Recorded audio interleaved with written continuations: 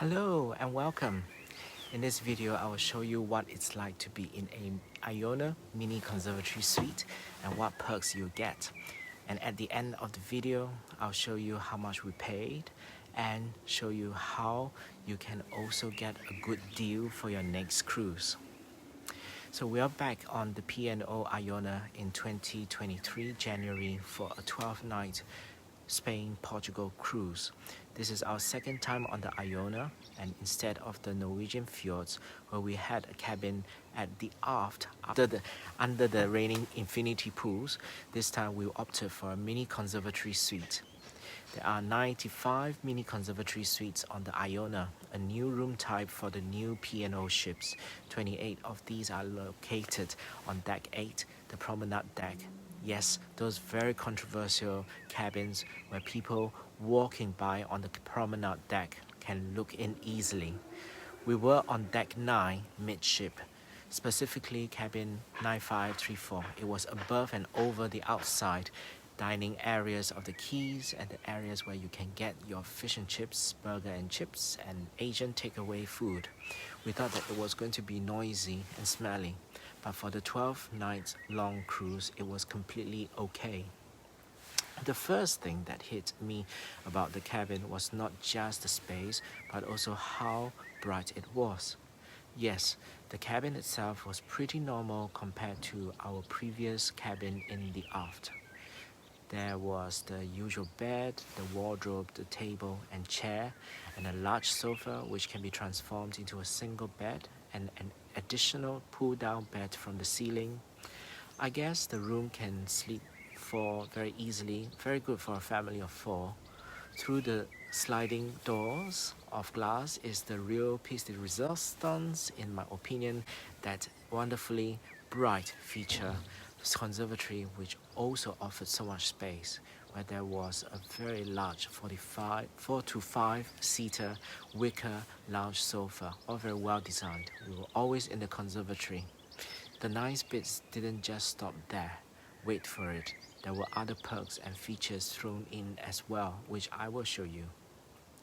Beyond that, a 3-panel folding sliding doors lead you out into the outside terrace or balcony, where you have further additional space to sit.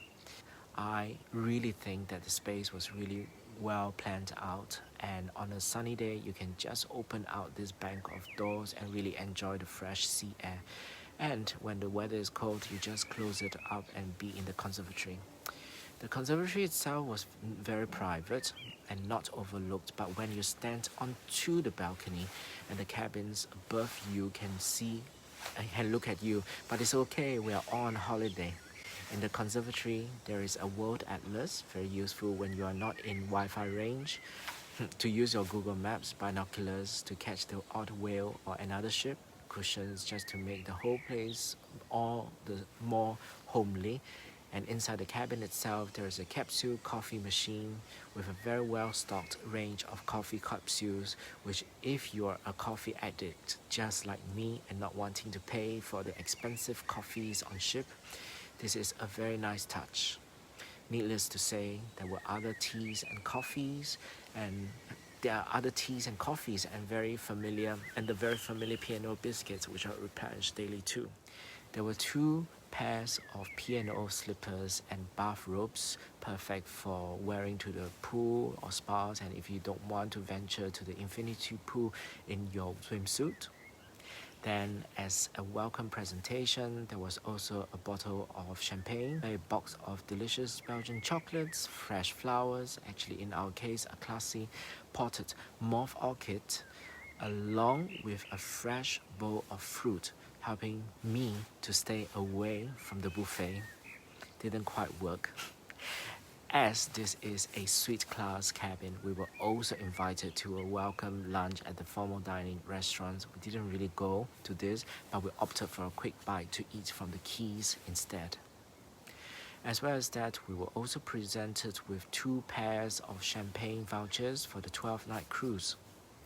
And then, not only that, on the formal nights, to our surprise, our very kind cabin steward also brought us canapes of salmon rosettes.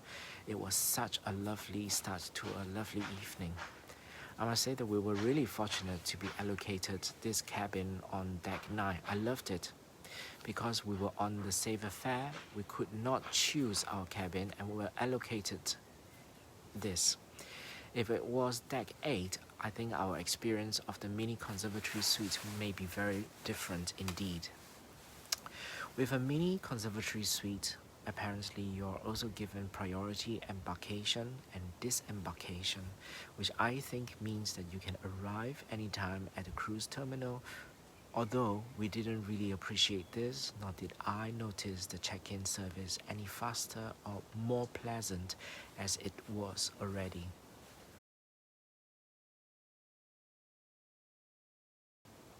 So, this cruise on the Mini Conservatory Suite costs £1,992 VAT inclusive for 2 people, and this working out at £996 per person for 12 nights, and that's £83 per night, probably cheaper than running a typical home in the UK at the moment with all the expensive food, heating, bills, etc. And when you think about it, we also had a very nice warm ports to call at, namely Gibraltar, Alicante, Barcelona, Cadiz, and Lisbon. This nicely takes the chill off the British winter, as well as all the food entertainment too. I booked this on a saver fare on a third-party website, i.e. not a P&O itself. I used the igloocruises.com, and there are a few other agents online as well. You can do a quick internet search to compare the prices to get the best deal. I'll share some hacks with you later in the video to help you get further savings. So, what do you think? Do you think that this cabin represents good value? Just a caveat that this price is not very reflective of every price that you can get. It all depends on the popularity of the cruise that you want to go on. One hack that I learned to get further savings when using online cruise websites is actually to place the cruise that you are interested in your shopping basket and then leave it there for a few days. After a few days, you may need to go onto the website again and do the same. And once the computer system knows that you are interested in this cruise, they may send you a discount code to tempt you to complete the purchase. In my past experience by doing this, I have received vouchers for a further £50 off each booking ever before. You can also sign up to the companies when they send you discount codes for cruise booking. And for me, I don't like to book too early in advance unless there is a very specific suite that you want, and these tend to go very, very quickly when the cabins are released. I always book approximately 1 month before the sail date of the cruise that I am interested in, as in my line of work I am very much governed by the times I can be away. Another tip to get good deals is to use cashback sites such as topcashback.co.uk if there are any deals with cruise companies or any other third-party cruise agents such as igloocruises.com or Boat Over Cruises online or other ones. Pre-COVID, you could get attractive cashback from P&O Cruises, but I don't think they do it anymore. Do you have any tips or tricks to getting a good price for your cabins? Or have you stayed in a mini conservatory suite yourself? Did you like it? What's the cheapest cabin you ever paid? Let me know in the comments box below. Or if you are contemplating going on your first cruise or just about to book a mini conservatory suite, just ask me the questions in the comments box below and I will try to answer them.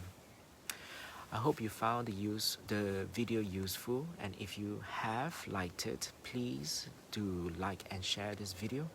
If you could subscribe, it will help me a lot too, and it will help to push this video out to like-minded people.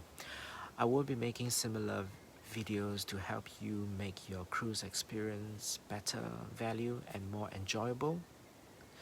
Have you seen what happened in our previous Iona Fjord cruise where the water from the pool was raining down from the infinity pool? I'll put the link in the comments box below. So thank you very much for watching, and I hope to see you very soon. Bye!